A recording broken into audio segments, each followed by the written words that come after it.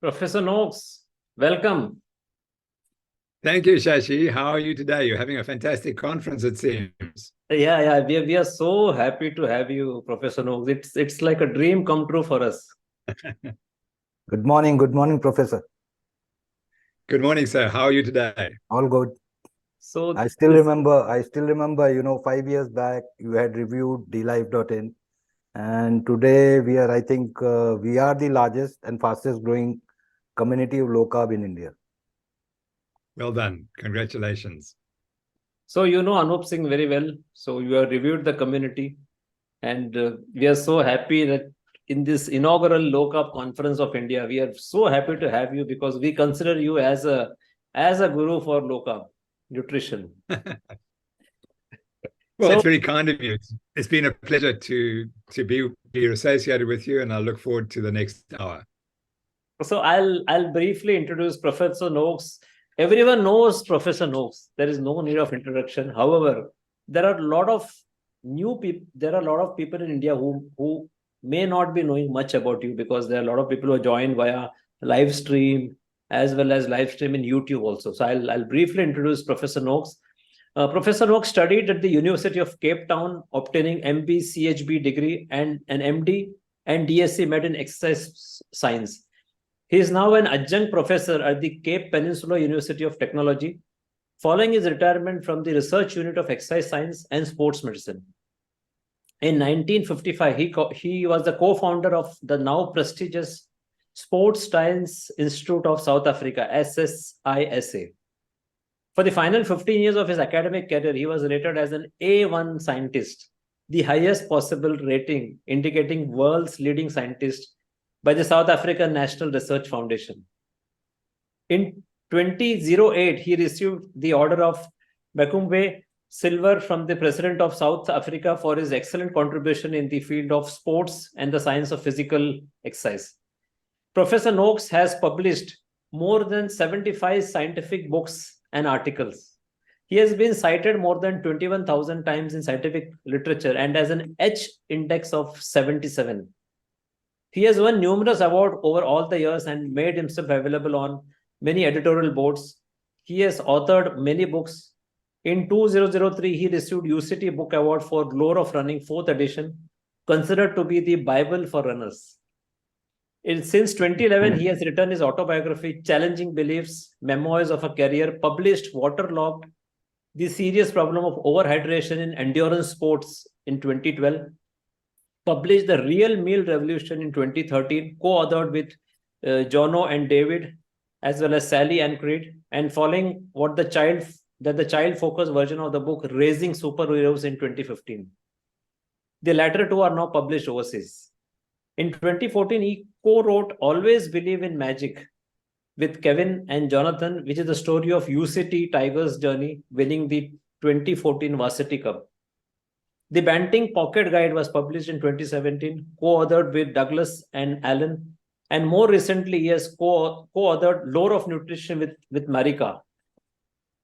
This book actually details his journey from prosecution to innocence.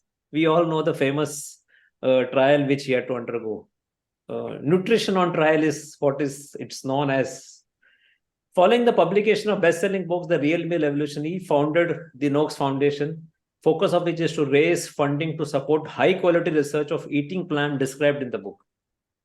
He is now the co-founder and chief medical director of Nutrition Network and devotes a majority of time to promote low-carbohydrate, high-fat diet, especially those with insulin resistance, and on raising funds for Eat Better South Africa and research through the Noakes Foundation. He is highly acclaimed in his field, and at the age exceeding 70, he is now very, very physically active and also into CrossFit training. So, Professor Noakes, welcome. Thank you for those kind words. Much appreciated. I look forward to... We are so happy that you could come to this inaugural function and at the inauguration time. And what we wanted to know was, you were there in the high carb segment on carb loading for running. You were also involved in the development of the gels for runners. How come you have changed the track from high carb to low carb? So when I started my research career full-time 1981, I just started, well, let me go back a step. In my medical training, I was very interested in endurance sports, and I really was much more interested in sports medicine than in conventional medicine. And when I graduated after a year in hospital, I realized I'm a scientist. I'm not really a practitioner. I'm much more interested in finding out new ideas. So I immediately decided to go into sports science and started that really in South Africa.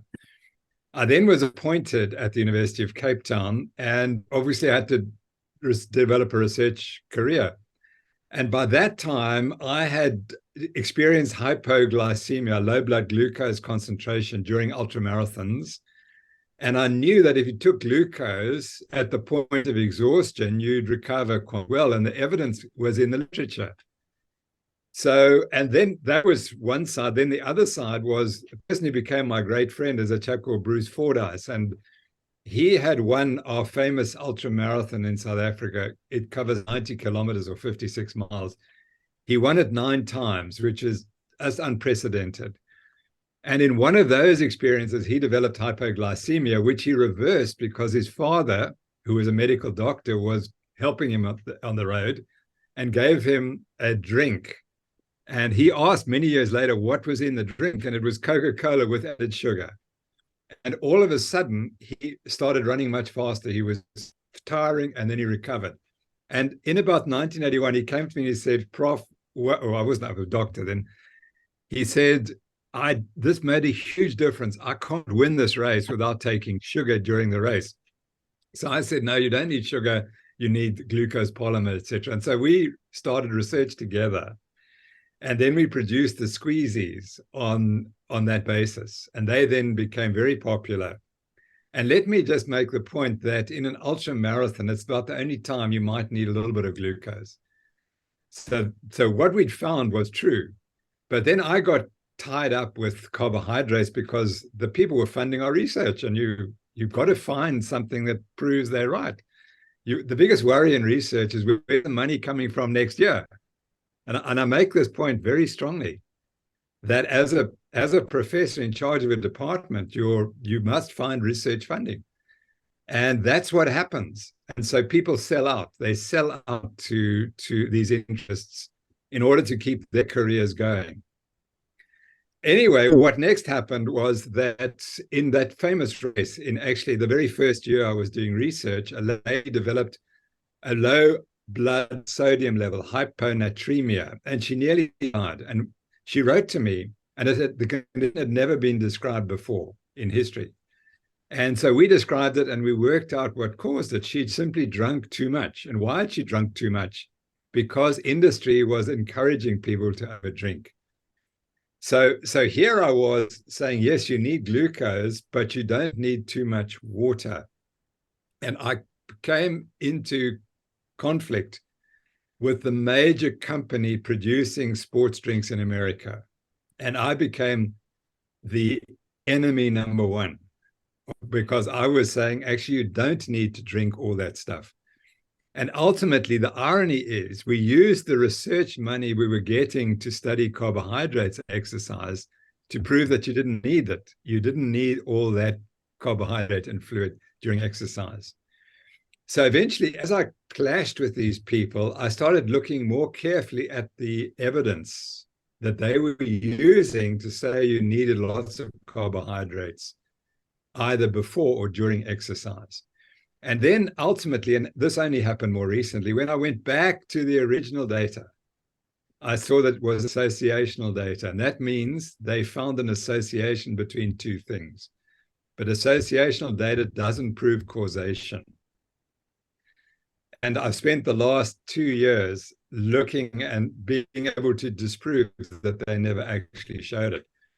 So that's the sort of background. So in the middle of all this, in 2010, December 2010, I'm feeling sick and I'm fat and I'm lazy, and I've just written this book about being over drinking, waterlogged. And the night I sent the book to America to be edited, my brain says you must get up tomorrow morning and you must run, and you mustn't stop running again, because I hadn't been running much. So I went out, I had the worst run of my life. and I came back and I looked at my computer, and there was an advert for a book called The New Atkins for the New You by Eric Westman, Jeff Volek, and Steve Finney. And I was so angry because the book said, New Atkins, you've got to eat a saturated fat diet. I said, this is so wrong. These people have sold out to whatever. They've sold out to the Atkins. And I saw Atkins as some sort of guru who was driving the wrong message.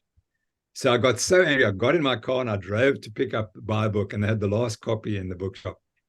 And I opened it, and the scales fell from my eyes. The scales that had been there for 33 years. Remember that. And in the end, I thought, how could I have had these scales for 33 years? And the answer was, you weren't allowed to publish anything that spoke about low carbs. It was forbidden in the literature. Anyway, there were 150 studies or something in the references.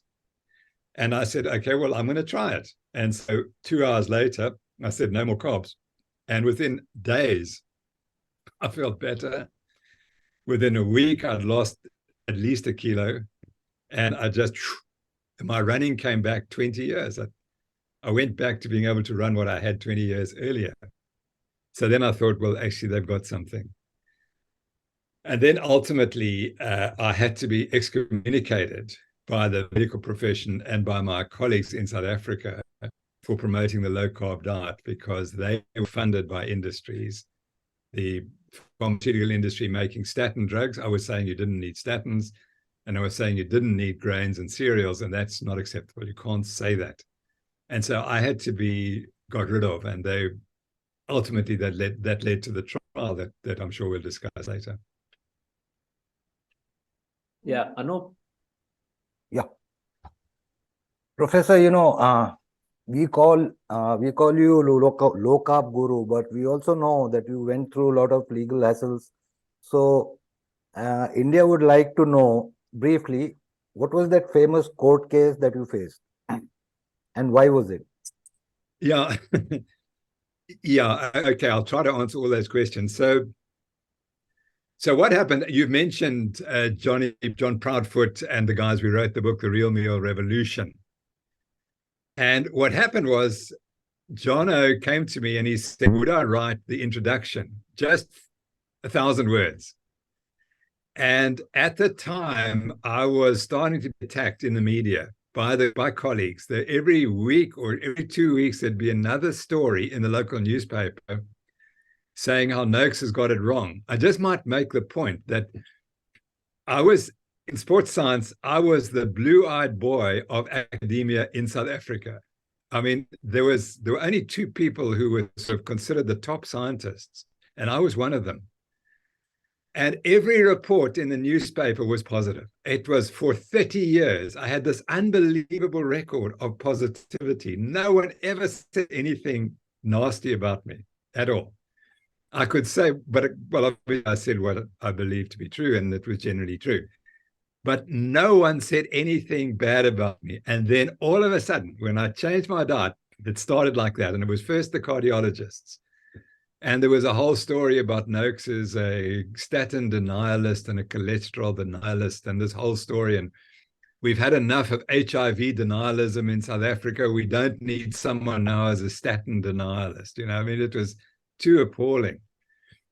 And so that was the background. And then when we wrote the book, The Real Meal Revolution, it caused a furor amongst the dietitians in this country. That what was happening was people were coming to the dietitian and saying, well, what do you think about Noakes's diet, this low-carb diet?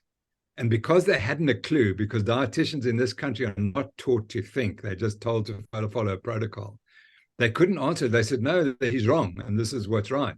So if they were asked, but why is he wrong? They couldn't answer that. So it turned out that the one person who really got angry with me was the head of the local dietetics association.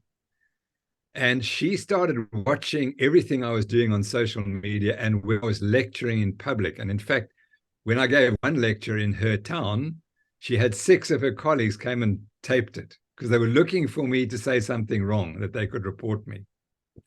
Anyway, ultimately, a lady asked on Twitter, she asked the question about we mothers and babies, and it was related to the weaning diet. And I said to the effect that the best diet for weaning is the low carbohydrate, high fat diet.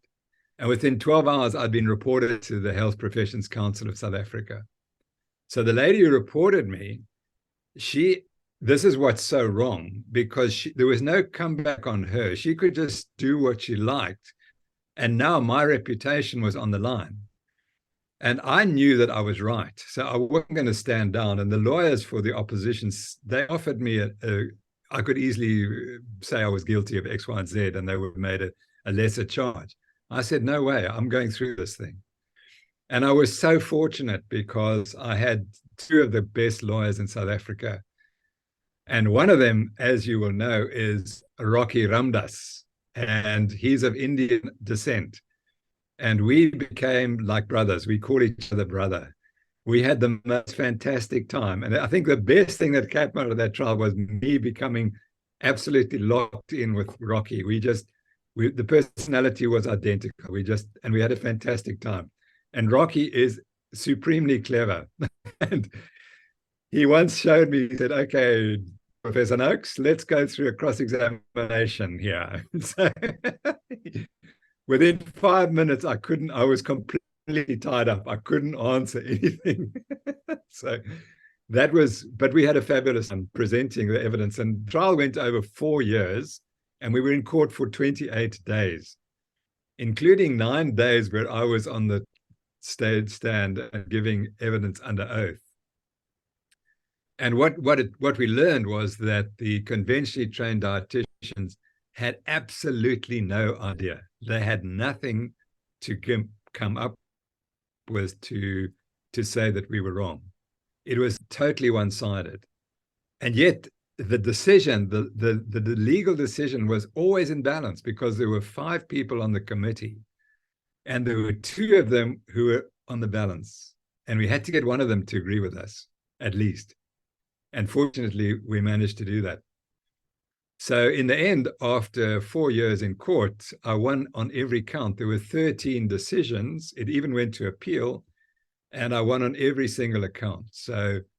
And it was so funny, because on the day I was finally found not guilty, the Dietitians Association came and said, he may have won, but that doesn't mean we're going to change anything in the teaching of dietetics in South Africa. So that's how it happened. And we won because we presented the evidence. And that was, they presented one scientific paper, which we showed looked fraudulent. And we presented 7,000 pages of evidence. And the evidence is in the book, The Real Food on Trial, or Law of Nutrition. Those are the 2 books, as you mentioned. And there we describe everything that happened in great detail. I think ultimately it was the Health Professions Council wants to have total control of what doctors can say in the media, absolute total control. And we've seen that with the COVID story. They have now gone after anyone in South Africa, any doctor who said anything that countered the standard operating procedures that they were trying to promote. And so a lot of people are now currently facing difficult trials, which are very similar to what I went through, but they're defending themselves for saying something about COVID, which conflicted with the narrative. Ultimately, as I've said, the goal, if they'd shut me up, they would have shut up every doctor in South Africa. No doctor in South Africa could ever open their mouth again on any topic, medical topic, in public, without risking losing his license to practice. That was the ultimate goal. Nutrition just happened to be one of the ways that they could achieve that goal.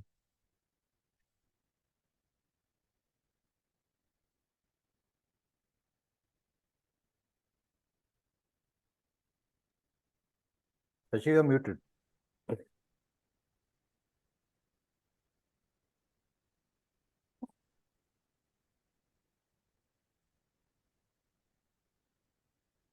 Send the request. Yeah, sorry. Yeah.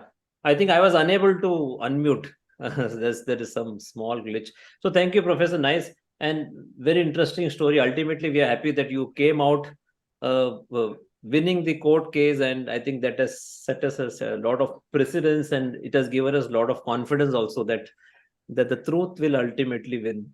Now, Professor, what is wrong with the current paradigm? Why is it that we feel that all these ancestral foods like meat, eggs, dairy, fat are vilified? What could be the reason? Even after so many studies also showing in favor, still we are mixed up in this.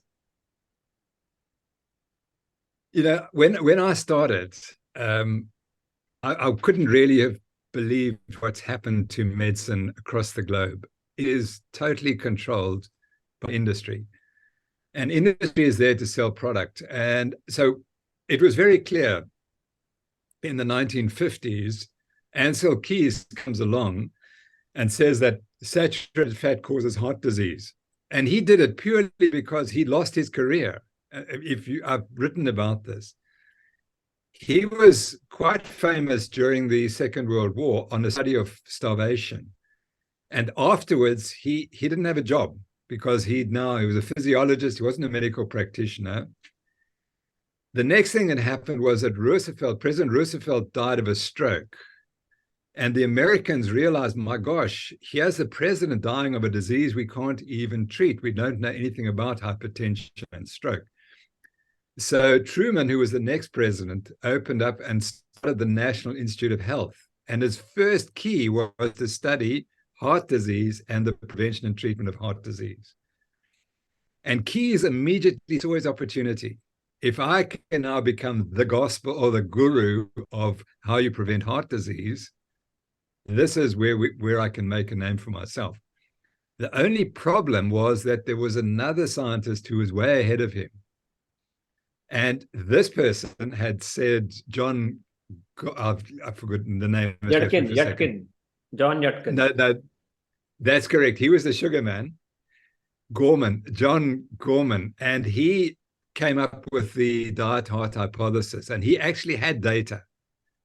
But his diet heart hypothesis was different from what Keyes has said. He said carbohydrates can cause hypertriglyceridemia, and hypertriglyceridemia is associated with heart disease. And too much saturated fat can cause hypercholesterolemia, and hypercholesterolemia is related to heart disease. So he had the twin things. And he then promoted that idea, and Keyes stole it. And Keyes said, no, it's not the sugar, it's the saturated fat. And then he sold that to the American Heart Association. The American Heart Association was then bought out by the vegetable oil industry in the 1960s, and they were paid a substantial amount of money. So they went from being a tiny little organization in one part of America to having a global influence. And their goal was to promote the saturated fat causes heart disease idea. That then led to a number of studies being funded by NIH. And I've looked at those studies and written about them, and they're all, if not fraudulent, they're completely without proving what they've claimed to prove. None of them showed that reducing the saturated fat in the diet prevents heart disease. And the one that I had the most interest in was the Women's Health Initiative study, and I wrote a long article because the Women's Health Initiative showed that in women who reduced or replaced fat with carbohydrate, if they had heart disease at the start of the trial, their disease rate went up, something like 60% when they were studied for about 12 years or so. But the scientists who wrote the article ignored that. They completely ignored that. They just said diet didn't have any impact, but it did. It made things worse. So, but that's the story. So that the idea that heart disease is caused by saturated fat was accepted without any evidence. It was sold to the public by industries. And then to make matters worse, along comes the pharmaceutical industry with the statins. And they set up statins to become famous by awarding the Nobel Prize to Brown and Goldstone. for discovering that people with very high cholesterol levels lack the receptors to stop cholesterol production. So they said, there you are, you see, now all we have to do is develop a drug that stops cholesterol production and will prevent all heart disease. And that was manipulated. And that then became the message. And that's what we were taught as medical students, that hypercholesterolemia causes heart disease. And by using statins that block these pathways, you can reduce your cholesterol. And therefore, you will reduce your heart disease rate. But that's a model. It's not based on hard scientific proof that happens. And that's what's happened in medicine. Medicine is now all based on model learning. You learn a model. So cholesterol causes heart disease by raising, by saturated fat causes heart disease by raising cholesterol. And that's the model. And so when I was yesterday speaking to someone, he said, yeah, but cholesterol causes heart disease. I said, no, cholesterol's got nothing to do with heart disease. So he said, how could you say that? I said, well, I've studied it for a long time. That's how I know. But they managed to sell that product to the population, and we just bought in. And we have to remember, it's a model that has never been proven. In fact, it has been disproven. But no one has the courage to say that. And just to summarize, diabetes is what causes arterial disease. There's absolutely no question. It's not the only cause. There are other causes. For example, there are some causes which are much worse. I think HIV is one of the things that causes arterial disease worse than diabetes. And sickle cell anemia is the primary cause of arterial disease. Because if you've got sickle cell anemia, you are going to get arterial disease, severe arterial disease. And it's got nothing to do with cholesterol. But if we take those examples, put them aside, for the vast majority of the people, and the vast majority of people in India and in South Africa, it's diabetes which causes arterial disease. And then can I just finish up by saying the reason I'm so strong on this is my dad died of type 2 diabetes. And I couldn't help him. I didn't know what the cause was. And just again to remind you that I have type 2 diabetes in remission. And I went in remission 10 years ago by following a low-carb diet. I should be dead by now because my dad died 10 years after his diagnosis. And I've lived more than 10 years with the diagnosis, but it's in remission. So that's why I'm so strong, because people just don't take diabetes seriously enough. And then the tragedy is what happened to my father. He lost his one leg. And once you lose your one leg, you've got 2 or 3 years to live. And that's it, because the arterial disease is so rampant. And people really need to understand that diabetes is the biggest killer. There's nothing comes close. And that's very interesting. You have always been telling that diabetes is an arterial disease. I've read your books. And okay, now in this screen, now there are 3 of us who are in diabetes remission. Me, you, and even Anup Singh. I'm for 8 years, you're for 10 years, and Anup is around 12, 13 years, Anup? Yeah, completing 13th in February. 13. So what is it? Why is low carbohydrate still not as accepted? What could be the reason? Even though now it is there in the guidelines, in the MNT of ADA, it is there right from 2019. Why? What could be the reason that it is still not accepted? I take my example. The reason I had to be silenced was because I'm not good for medicine. None of us, or everyone listening today, is not good for medicine, because we offer a solution which doesn't produce the sale of product. That's it, simple. I mean, one of the people who really is most critical of me is the professor of endocrinology at my old hospital. And her whole career was dependent on selling insulin. Not that she sold the insulin, but she told medical students for 30 years that the treatment of type 2 diabetes is insulin. And they went away and said, well, why do we give insulin? Well, because the professor said so. That's evidence-based medicine. And she never bothered to read the literature or the low-carb literature. And in fact, I was heard recently that someone spoke to her and said, I lost 50 kilograms on the low-carb diet. So she said, I've never heard of anyone losing 50 kilograms. Well, I published articles 10 years ago showing people who lost 80 kilograms on this diet. But they don't read because it's it's anathema to them. They know the model. The model is heart disease is caused by cholesterol, diabetes causes whatever, and the insulin is required for the treatment of diabetes, and that's it. And anyone who says otherwise has to be cancelled, and that's what they did to me. And it's astonishing because I just don't understand how a doctor can treat patients knowing that there's a better treatment than what he or she is giving. It's unethical to the nth degree. But again, doctors are not scientists. That's why I left science, left medicine, because I didn't see any science coming through. I just saw this protocol driven. Everything is the protocol. And so you had to learn the protocol, which I couldn't do. I learned the physiology, and then I can understand why you should do X, Y, and Z if I understand the physiology. And that's why we can be right. If you understand the physiological basis, then you can give advice that is correct. Because protocol, you look at the protocol for the treatment of diabetes, it is so complex. It would take me a lifetime to study it. It's which drugs do you use when, under what conditions? I mean, just simplify it, please. Just eat a low carbohydrate diet, and that's the solution. Why learn all this other rubbish that you have to carry around in your head? So to answer the question, medicine is controlled by the pharmaceutical industry, and that's the problem. And the pharmaceutical industry needs to generate income, returns, and insulin is a major money spinner. Really, yes.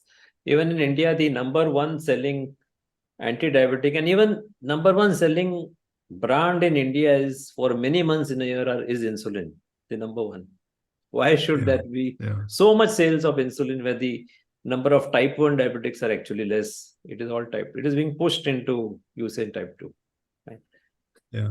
Anup? I must just add a very funny story. So when in 2014, I debated some of the nutritionists in South Africa, and in the audience was a cardiologist who runs the statin clinical trials in South Africa. So he's in charge of about 40 clinical trials of statins.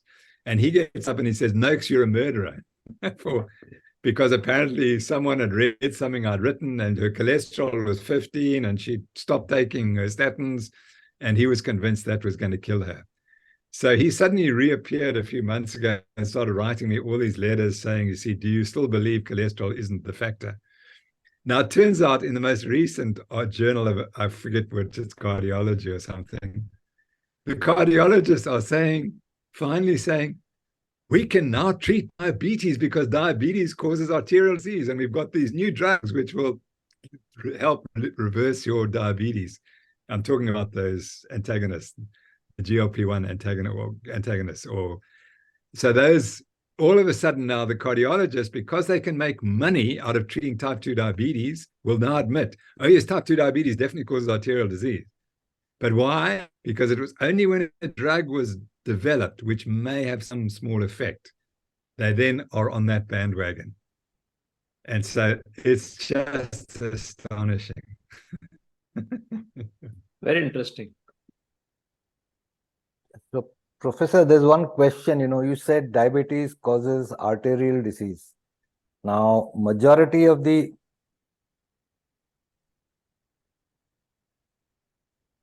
Anup? Yeah. You can speak. Yeah, majority of the professionals treating cardiovascular disease, they do not look at diabetes as the primary cause. So why is it so? Is it because of their the old school teachings, or something which is driven by industry to sell medicines? Yeah, I think that, again, medicine is you got to follow the herd. That's the problem. As soon as you try and stand outside, you're going to get cancelled, as happened to me. And, I was fortunate that it came at the end of my career and I wasn't a practitioner, so they couldn't affect my income in any way. I was a lecturer at the university, so that I had a fixed income. But if your practice depends on referrals, you're only going to do what other people are doing. And the moment you get seen to be a maverick or a conspiracy theorist, your career is finished. And I think we've seen that with the COVID and the vaccines, that people's careers were completely destroyed if they tried to say that they didn't agree with the mainstream media message. And that's what medicine's all about. If you step out the mainstream, you're in trouble. And it doesn't matter that the patients are dying as a result. No one's got the courage. You know, if I put myself in the position of the dean of medicine, because he was the person at my university who attacked me the most and wrote and really tried to publicly humiliate me and led to my trial. If I'm in his position, I have a choice. I either make South Africans healthy, and the same would be for the Indian community in India. The professors of medicine have two choices. They either make Indian people or South Africans healthy, or they destroy, or sorry, if they do that, they destroy their faculty, because the faculty is so dependent on money coming from the pharmaceutical industry that the moment they say that diabetes causes arterial disease and it's not treated with insulin, they lose all the funders of insulin. As soon as they say statins are not necessary for treating arterial disease, they lose the industry, the companies that are producing statins. It's honestly as simple as that. So the leaders in medicine, the deans of the faculties, cannot dare say anything that will conflict with the message from the pharmaceutical industry. I know you're going to speak to Jane Bullen next, and she told me she went to an endocrinology conference in South Africa recently. She said it was utterly appalling. There was no science being discussed. It was just this comparison of this insulin dose to that insulin dose in these patients, and that was it. Yeah, no. Yeah, I mean, you talked of insulin. Shashi mentioned that the highest selling, medicine or brand is insulin. Now, one question that comes to mind is, why isn't insulin testing or fasting or postprandial a norm? Because the diagnostic criteria for diabetes is probably the HbA1c and a glucose tolerance test. And the glucose tolerance test obviously only picks up very late disease, and the HbA1c the same. Only if you're going to wait till the HbA1c is 6.5, a person's had diabetes or pre-diabetes for 10 years perhaps. And it's just because, again, it's the same story. No one believes that diabetes is a reversible disease. So that, and I look at myself. I had evidence that I was diabetic, but I refused to do a glucose tolerance test because I thought, what am I going to do about it? I don't want to go into medicine. I don't want to go into insulin. And I think that's the problem. So that we don't like to make the diagnosis of diabetes until we know it's absolutely established. And we've got these values of 6.5 or whatever. So we delay it. Whereas what the low-carb community brings to the party is actually the earlier you diagnose it, the better, and we can reverse it. We can completely reverse it if within a few years of you making the diagnosis, first becoming diabetic, we can reverse it completely. So that's the problem. And again, the profession's not educated in that way. When I last spoke to the medical students, I'd go into the lecture theatre and I said, what would you do if it was announced, if I told you that HIV was a preventable, reversible disease and you were never told about it? You weren't told the treatment. So they said, we'd be disgusted. That's terrible. So I said, what if I would tell you that diabetes is a reversible disease and you're not getting told about it? And then they suddenly take note. They suddenly realize, okay, we're onto something here. So Professor, can we briefly touch upon this high-fat diet in sports, in endurance training, carb loading versus high-fat? What is your view? Have you published study, something in a very short and specific? Sure. Well, I'm glad to say that we've just published 2 papers which overthrow 100 years of teaching and exercise physiology. So it's very exciting. And the reason we did it was because we're the first person to dare challenge the model. Remember, I said it's all model derived. So the model is that you cannot burn fat when you're exercising at a high intensity. And in exercise, we talk about low intensity, moderate, and high intensity, and we relate it to the percentage of your maximum.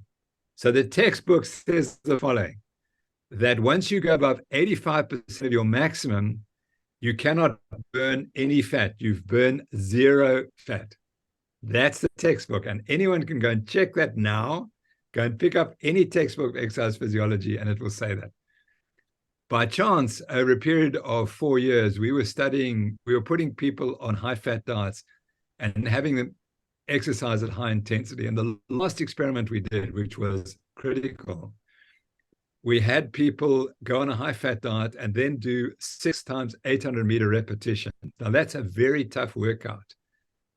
And the reason we did it was we wanted to get their muscle glycogen so low that there was no more glycogen. And therefore, if it's true you can't burn fat, they wouldn't be able to exercise.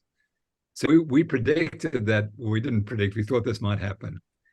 On the 5th or the 6th repetition, when they were on a high-fat diet, they wouldn't be able to complete the 800 meters, or it would be very slow.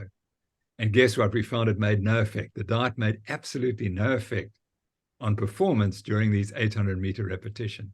But we did one other thing. We measured what they were burning.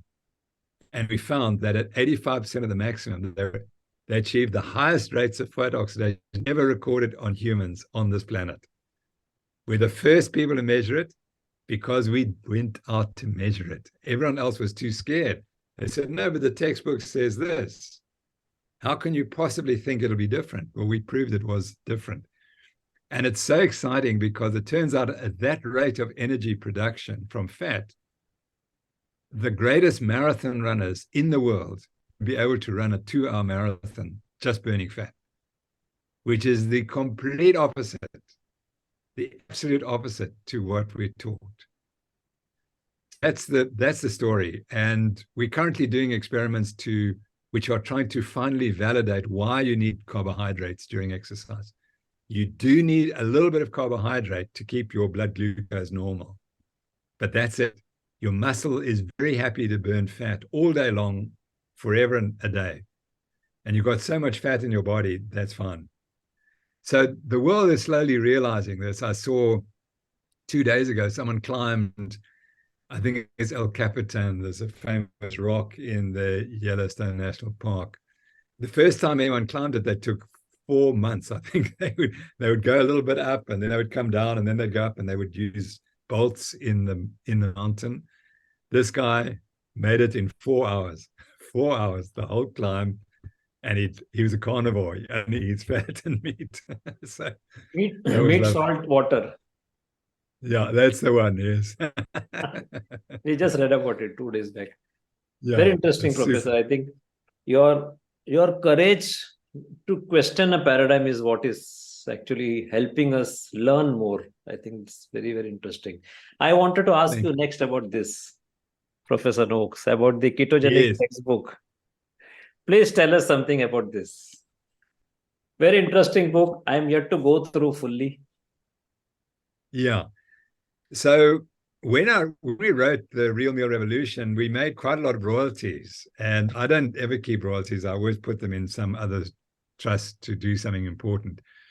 And I was advised I should start the Noakes Foundation, which I did. And then we appointed Jane Bullen, who you're about to talk to, as our first CEO. And she's done a magnificent job.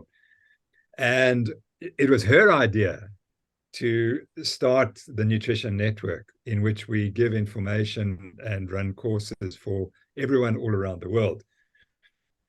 And at one meeting of the organization of our committee that runs the Nutrition Network, 2 of the senior academics there said, you know, what we need is a textbook. We have to design a textbook. And Jane said, well, what's the problem?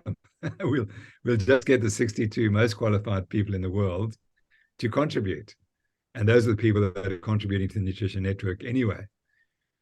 And so she and the team then set about that, and with brilliant editing and a lot of hard work and at great cost, I might add. It wasn't done cheaply.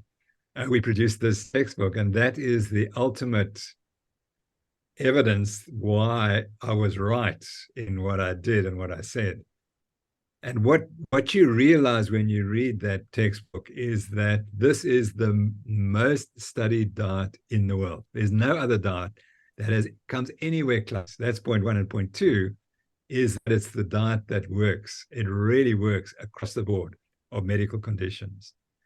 So this wasn't the goal, but all I can tell you is that when my university kicked me out for saying that diabetes is reversible on a low-carb diet, they accused me of promoting a sort of strange diet. I was a quack, etc. Well, that's my answer. That's the book. And the question is, when will they start teaching according to that textbook? And that's why it's there now. No one can ever say again, accuse any doctor in the world of what I was accused of, that I'm a quack promoting a dangerous diet. That's finished. Now we've got the textbook. So that's how it came about. And just to make the point that I was an editor, but I certainly wasn't the driver of it. Jane and her team at the Nutrition Network, they worked so hard. It was unbelievable how much work they put in.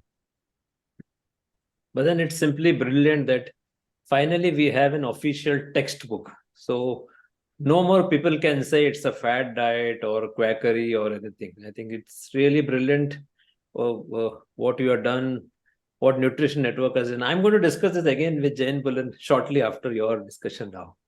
It's going to be very interesting. Yeah, Anup. Fantastic.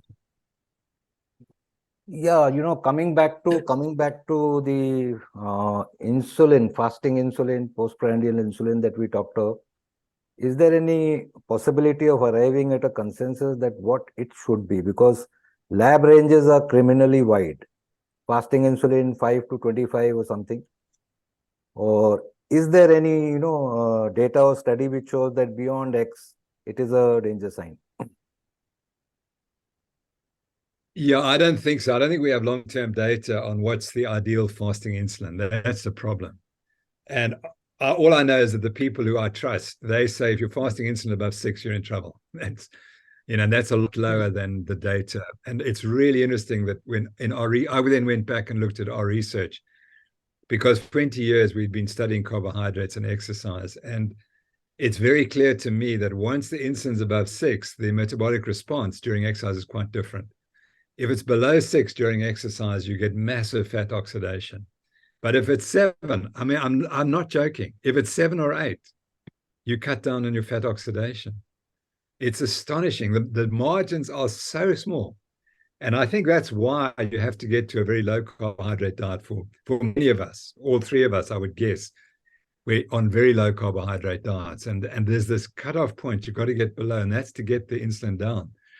But, I take it differently. I think we shouldn't focus on absolute numbers. I think there's a totality. When I look at a person, have you got visceral obesity? If you've got visceral obesity, it doesn't matter what your insulin is, it's too high.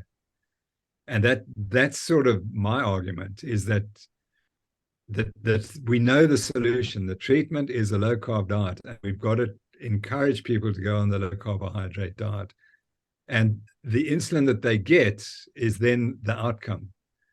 We've spoken about we're all in remission, but we still don't know that we're not going to get some of the complications of type 2 diabetes. We hope so. But the one thing is that if it happens, we can say, at least I did the best I could. And that's all we can do. And I think that's the story. We should be encouraging our patients to get the insulin as low as possible, and then assume that that's going to be the best for them. And whatever that value is, that's as good as we're going to get. I want to make the other point, and I'm sure someone will make it in your conference, that sugar addiction and carb addiction are real, and they're the real problem. So that to get your insulin down, you've got to get over the sugar addiction and the carb addiction. So that's the priority. Is once you treat that, then you should be able to get the person on the long-term safety. Because I would guess that the people who can't get the insulin down have still got the sugar addiction. And they're still eating a little too much carbohydrate or sugar, and they're cheating and they think it's okay. And for those of us with severe insulin resistance like myself, it doesn't work. You've got to do the best you can. You've got to get rid of as much carbohydrate as possible out of the diet. So to answer your question, I think an insulin above 6 is a problem. Fasting insulin above 6 is a problem. And to get it below 6, you've got to treat the sugar addiction and the carb addiction. And that's what I would focus on. I think that's, you have put it very interestingly. Though we don't have a consensus, we may not have much data. However, the fat oxidation part is very interesting, which really shows that if we keep our insulin down to 6 and below, we will keep burning fat also. While if it goes above, then possibly fat oxidation may be very less or nil. I think that's what we are facing problem. Now, we are coming to the close to the end of the session. Now, I want to ask you, how do you think low carb can help India? I think you know the statistics. We are facing a terrible metabolic condition. 100 million people with diabetes, 136 million with pre-diabetes. 36% of the population may be having raised blood pressure, not counting obesity, fatty liver, and all the other ones. PCOS, 1 in 5 women face PCOS. Why, how and why do you think that low carb can help India? Okay, well, we in South Africa is exactly the same. You know, we have the same. In fact, I think we're now in the top 10. I'm not sure if India's above us, but I suspect they are. We're pretty close. The people have to understand that you can't eat ultra-processed foods and be healthy. That's the bottom line. And for some reason, we can't get that message across, even to intelligent people. I talk to so many people and ask them what they eat. And I say, but that's not food, that's ultra-processed junk. And they don't have a clue. So the answer is, until you get the ultra-processed food out of the way, in my country, and in your country, it's the problem would be the rice and the maize, I would guess. And that's the plan, not enough meat. And I understand that. So but you just got to make people realize that if you want to stay healthy, you have to make a choice. And your choice is you've got to eat real foods, and you can't eat ultra-processed foods. It's easy to say it, but the whole industries are against us, and that's the problem. Yeah. Our situation is challenging. One is the traditionally high grain-based diet, high grain. Our plates will be 60, 70, or even 80% full with grains. And the other side of the problem is the influx of ultra-processed food. And that is destroying the younger generation. We are seeing childhood obesity, fatty liver fibrosis in kids also. And I'm seeing HbA1c of as much as 5.6, 5.7 in 10-year-old or 17-year-old kids. It's terrible. Yeah. I think it's going to be. So, Professor, we might take few questions. There is one question which has come is, what is your view on semaglutide and orlistat medication? Semaglutide is the GLP-1 agonist, and orlistat is one that, you know that. What is your view on for weight loss on short-term basis? This is a live question from one of the audience. I'd say don't go down that route. I think the complications that are coming out are very frightening. And you can achieve the same if you get rid of the sugar addiction and go low carbs. The problem was that you can keep your sugar addiction if you're using these drugs, and you'll get an effect. But the moment you stop, of course, you're going to put on the weight again. So just remember, those drugs work exactly the same as a low carbohydrate diet, exactly the same. So rather do it physiologically than pharmacologically. That's my answer. And the problem, a lot of the weight loss on these drugs is muscle wasting. And then there are other complications as well. And you're not going to get that muscle bulk back again unless you eat a high protein diet and do lots of weight training. So, and we shouldn't be losing muscle mass. That's a real problem with age. So no, I would be violently against the use of these drugs. Why? Because it's just another excuse. You know, don't do what needs to be done. Just rather take a drug. Very, very interesting. And I don't think there are any questions, but I want to ask you is, what struggles do you see in Indians who are there in South Africa in terms of managing their diabetes or obesity or other metabolic condition? I'm sure it must be very similar. But what is your perception? How do you see? Yeah, I mean, Indian people have a problem that mostly you don't like to eat meat. I understand that. The cow is sacred. I understand that. Well, I must just end up with a funny story that the Indian Consul General in South Africa became a great friend of mine over the last 2 years. And he started running, and he then came to me about his diet. And so we put him on the carnivore diet, and it was incredibly successful, and he ran brilliantly. But you can imagine it was a bit of a problem for when he had meetings and he had to eat the conventional diet again. So it's interesting that people can adapt, but it's complex. And if it's a religious issue, that's very, very difficult. And I don't know, I've got no answer for that one. The vegan issue is the same. The vegans are incredibly unhealthy because of their diet, but you can't talk to them about it because it's a religion. So I think in South Africa, Indians living in South Africa, probably there is quite a lot of meat available. So if they're prepared to eat meat, it's not such a problem. Or they can eat dairy and fish and chicken. So I suspect there's a slightly more availability of high protein real foods in this country than perhaps in India. And that might make it a little bit easier for Indians in this country to cope with their diabetes.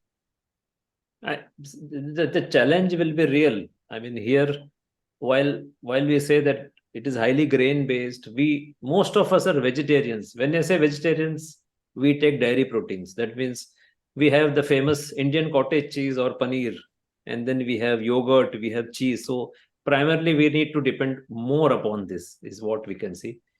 And someone has asked a very interesting question in the live screen. How can low carb diet be used as a tool to gain weight in case of a lean person with insulin resistance? Is there any solution? Yeah, I think that's quite difficult. On the other hand, anorexia nervosa, there are now some studies where people eating the low-carb diet are doing very well for the treatment of anorexia. So if there's an eating disorder, I think that the low-carb, particularly more meat-based diet, would be helpful. But to put on weight would be okay if you needed more muscle, then this is the diet that you want. Can I just finally add that carbohydrates are totally non-essential. You do not need carbohydrates. And so people think that they must eat carbs to build muscle. You can't build muscle from carbs. There's absolutely no way to do that. And I guess the answer to the question, as you say, is high protein and go and build your muscles. I think that will be the proper way to gain weight, and in the right manner, instead of eating carbohydrate and loading up on the body fat. I think it's very nice. So, right. Professor, we are coming to the end of the session, and what is your message to India? Yeah, well, we face all the same problems, and we just have to change at a global level and make people realize that processed foods are the problem. And if we're ever going to get on top of the obesity, diabetes epidemics, we can do it. We know the cause, but we have to address the food environment. And that's a problem, because we're fighting ingrained industries which are there to sell product. So the only answer is go back to the traditional diets. And in India, it's the diet from the north. There was a very famous researcher, McCarrison, who came out to India in about 1920. And he was told by his Oxford professor that the most interesting studies on nutrition could be done in India, because you had such a variation of foods and had the different somatotypes or body types. And they argued that the body types were better in the north because they were eating meat and dairy. But as you came south, the more wheat and rice was eaten, there was more ill health. So India has always been a very good example of the effects of nutrition on health and body status. And so it would be great if the Indian president could come out and say it's time to change the diet. It needs someone at the very highest level to make that point. And for governments to start making it very difficult for companies to sell these processed foods at in such a wide range across the board. Very interesting. Thank you. So, Professor, I wanted to personally thank you for coming in this occasion, in this first ever event, and speaking to India. We are grateful to you and for your knowledge which you are disseminated not only today, but for the kind of work you have been doing for years and the kind of initiatives you have been taking. Thank you very much, Professor. Thank Anup, you. Thank you. Thanks. Yeah. Thank you both so much. It's been a great pleasure, and good luck with the rest of all the work that you do, and strength to your arm, and maybe you can still change all of Indian eating patterns. one at a time. One at a time is what we are doing. Thank you, Professor. Thank you. My pleasure. Namaskar.